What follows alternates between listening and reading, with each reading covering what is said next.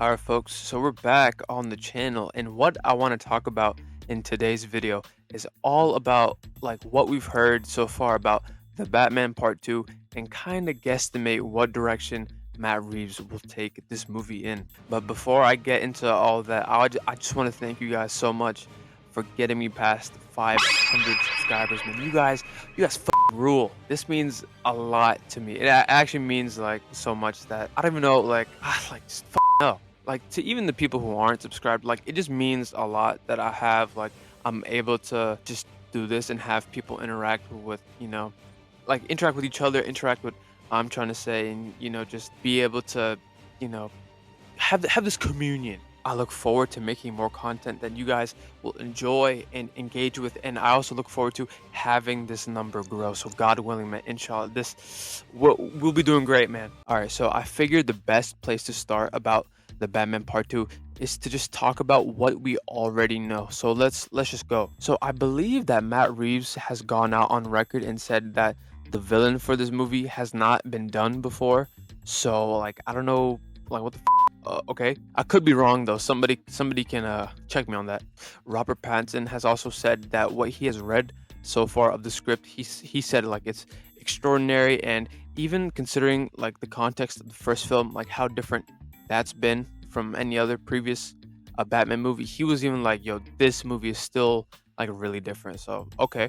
And obviously the biggest piece of news we've gotten so far is the confirmation and casting of Sebastian Stan as Harvey Dent, Scarlett Johansson as Gilda Dent, and Charles Dance as Christopher Dent. Okay, so just off of these castings alone, we've learned a lot about what kind of, direction is this movie's being taken in. But it's also kind of strange. Like, let me mention one more thing and then we'll go more towards that. And just recently today, this happened like I think today or yesterday, like Matt Reeves posted some just like very like vague shots of like the Batmobile driving in the snow, which also confirms the setting. But I think everybody already knew because of like when the Penguin ended, like there wouldn't be a lot of time in between the movies, even though it's been like it's gonna be 5 years by the time we get Batman Part 2. So okay, we know that it'll be a winter movie. I can't lie, a Christmas setting would be really sick.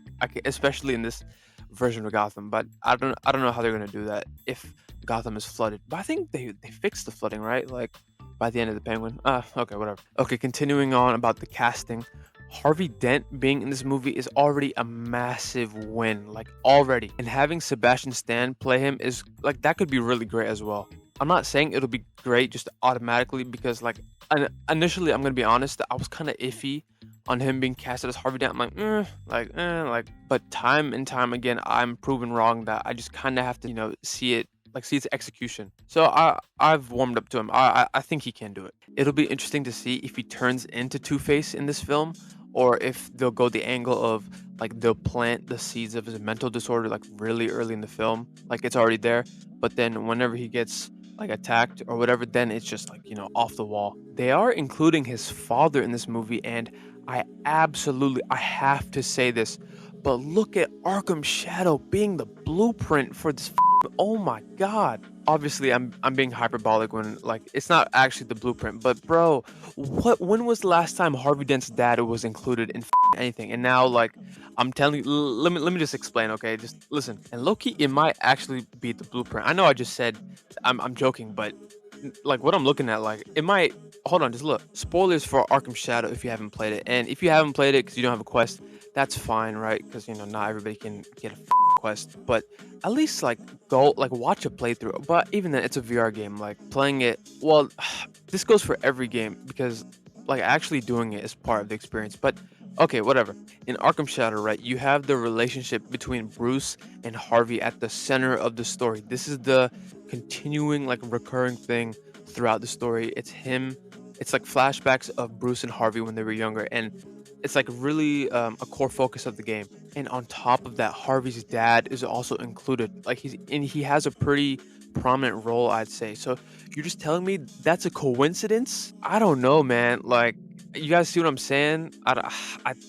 And another thing, this is also like, I don't know, man. Arkham Shadow is basically the Arkham versus version of the Long Halloween, and kind of like with some Dark Victory sprinkled in there. Because like, okay, you have Harvey getting turned into Two-Face, Long Halloween, and then Dick coming in at the end, like, okay, Dark Victory, and a whole bunch of other things that, like, if you've played the game, you'd know. And I'd go into more detail on it, but this is a Batman Part 2 video, so let's not get too crazy now. Watch this beautiful segue though into, hold on. Okay, segueing back to the Batman Part 2. I mentioned earlier how the casting, like, it was kind of strange, you know, it threw me for a loop. And the reason why, like, I did say that, but another reason why, and I think the main reason why, is that because they've casted his wife, Harvey's wife, Gilda.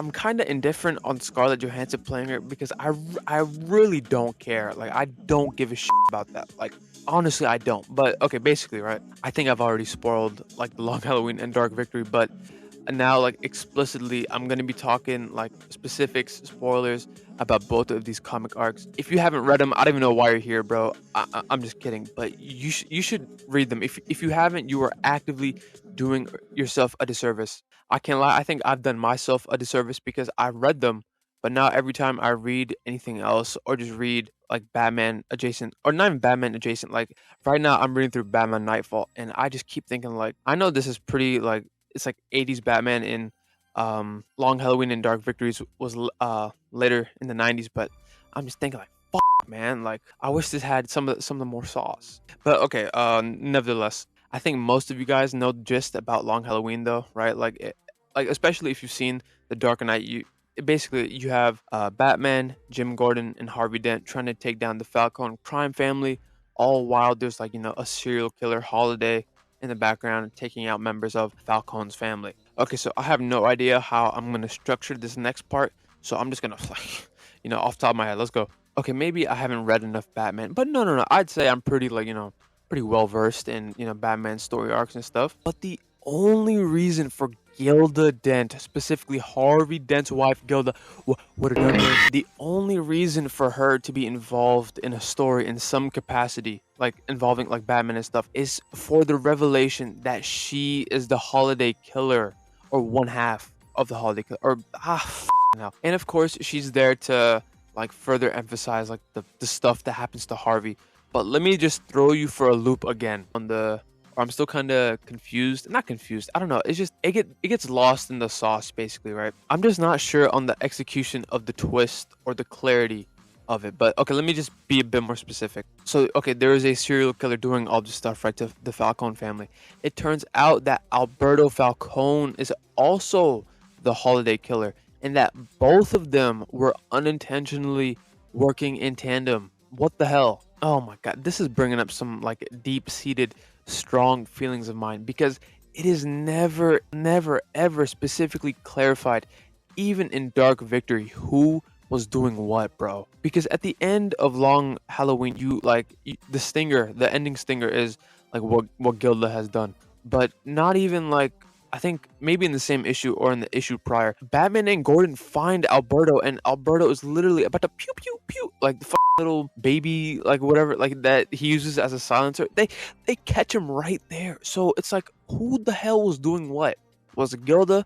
Was it Alberto? What the bro? But you see what I mean though? These two arcs are like good literature, bro. Like, I promise you guys have to read these. These are like, they're built different. Okay, so we have to connect this to the Batman Part 2. So let's get back on track. I think you guys can see like what I mean, right? Like how they have her included, but it's still so odd to me, because if you think about it for just a minute, and in the context specifically of what Matt Reeves has done so far with the Batman and the Penguin, it's just like they might just forego the Holiday thing completely, like not even like have that as a, you know, part of the story they're trying to tell.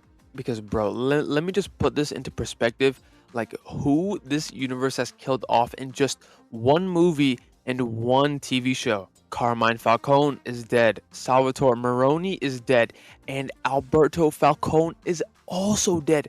All of these guys are dead. They are not, they're they have all been sent home.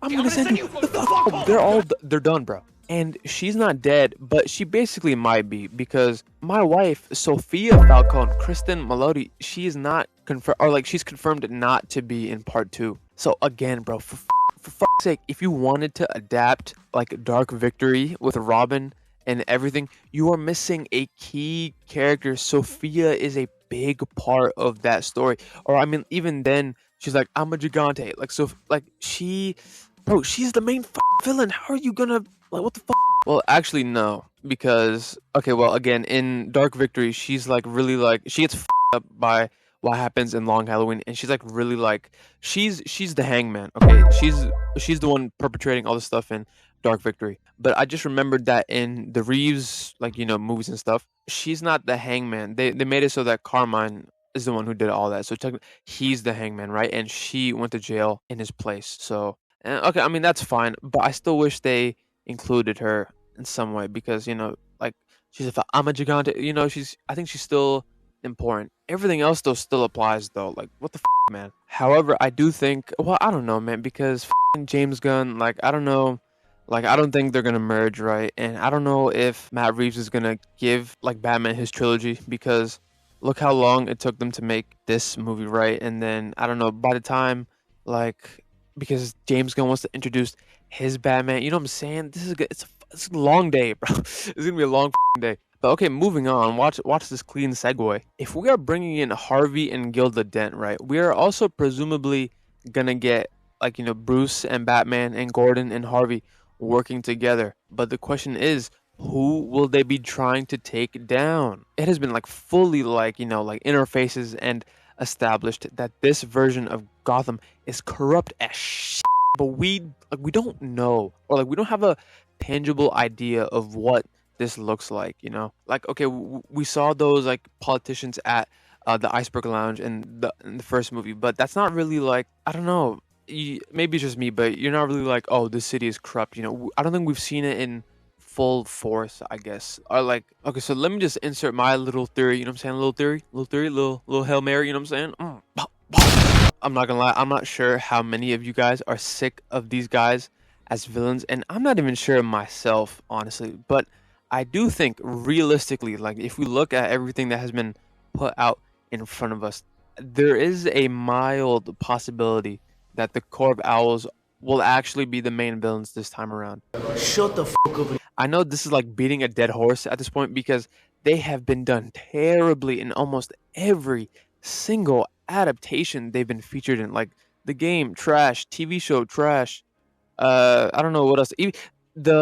Even in the comics when they got brought back, they were just fodder, bro. Like what's going on here? They've only been adapted good in their initial arc and that one animated movie with where basically it adapts that arc. So I say the Court of Owls because I truly do not know what other villains can be at the forefront of this whole thing. Because even in the Penguin, right, they emphasize corruption and they really try to like nail it. Like okay, even like Oz is trying to get involved with whatever kind of government political thing they're trying to do over there. So it's like if that's the angle they're trying to take, who is going to be the main villain? Do they want Two-Face to be the main villain? Is that what we're doing here? Like, but how is Two-Face going to I don't know, bro. I can't lie, man. I would be super down for Batman, Gordon, and Harvey to be cracking down on the Court of Owls instead of the Falcone family. I feel like that would be very, very interesting to see. Like you have this new DA coming in and he wants to crack down on like corruption in Gotham and whatnot. But then and especially in the context of this universe, like all three of them would realize that they are way out of their league, right? Like just how deep does this go? And if oh my god, they could nail this so good because I've said this like previously in another video of mine, but just they could really like give more depth to the Court of Owls, bro. No. I know I was just ragging on them, but I'd love to see someone say that would not be a very interesting like angle to take, like and then of course they'd be involved in how he becomes Two-Face, right? So oh my, I could be totally wrong though, and they just go in a like completely like 180 ass pull direction. But the one thing that is still poking at me, like just in the like, why in the blue hell would you cast Gilda? I'm still trying to figure out why she's there because okay, even look at the Dark Knight, right? Like there's a love interest for Harvey, but it's Rachel whoever, right? And she's actually like she's not a serial killer, she's an attorney. So it's like if they wanted to do that, why not just make some random chick up, or have another lady from the comics be his wife? Or maybe Reeves is just trying to be like, okay, let's get his actual wife from the comics, but not really go in that, holiday killer direction. I mean, listen, they could fully commit to adapting Batman Earth 1 because they've already lifted so much from what that comic arc did. So just why not keep going? And explicitly, what I mean is that what they could do, like, okay, long story short, what they could do with Gilda is that they can make Gilda Two-Face, right? Instead of Harvey, and they kill off Harvey instead. This isn't just something I pulled out of my ass though, because hear me out. Or not even hear me out. This is straight from the text. What happens in Batman Earth 1 is that Harvey gets slapped up by the Riddler, he dies, he's dead. And then Harvey's sister, Jessica Dent, she gets up, and then she becomes Two-Face. Okay, but I can't lie. Saying this out loud, I don't think this will happen, and I honestly really hope it doesn't. We are not trying to see Gilda Dent as Two-Face. Please miss me with that. And bro, I see some idiots online talking about, oh, we've already seen Harvey become Two-Face, blah blah blah. Bro, what are you talking about? That's like the main thing about Harvey, right? Like he's supposed to like start out, pretty good, and then man, shut the up, bro. Like, also objectively, it makes for really good storytelling. I remember, I think like a year back, I made a video comparing the Dark Knight and the Batman, and one of the main points I made about the Dark Knight was how good Harvey's like whole character progression was. Like him, like Bruce kind of painting him, Harvey Dent as Gotham's White Knight, and then Joker just like, oh my god, it's all over, and it's such a good story, bro. Oh my god. Okay, last thing, because I know I'm kind of rambling on here, you know what I'm saying? Let's not get too crazy now. And I don't know how the hell I did not mention this earlier, but okay, I did say earlier that both Falcone and Maroni are dead. But here's the thing, listen, Maroni is the one who throws acid into Harvey's face and sends him, spiraling into, Obviously, him being dead doesn't mean that they just can't do it a different way, right? Look at Dark Knight and Arkham Shadow. In Arkham Shadow, it's technically Bruce Wayne, but it's matches Malone on the stand. And in the Dark Knight, Joker was, it was a great change compared to what was done originally. So, they could, throw me for a loop. But no, it definitely won't be Joker again, right? And even then, bro, I don't think he'll be that important in whatever Reeves is trying to do. And like, even like when this is all said and done, I don't think he'll be that important, because I don't know, he just doesn't seem, well, obviously because we haven't seen that much of him, right? And also the one big scene he had in the movie got deleted. So like, I feel like he really does not give a about Joker, and maybe he doesn't want to use him and just kind of keep him like on the side. I can't blame him, to be honest, because I don't know about you guys, but I'm not really that interested in this particular version of Joker. I hope he's not the one who, well, because obviously Dark Knight already did it, and this is clearly rehashing. It clearly won't be Maroni, because Maroni, bro, his ass is grass. You're cut.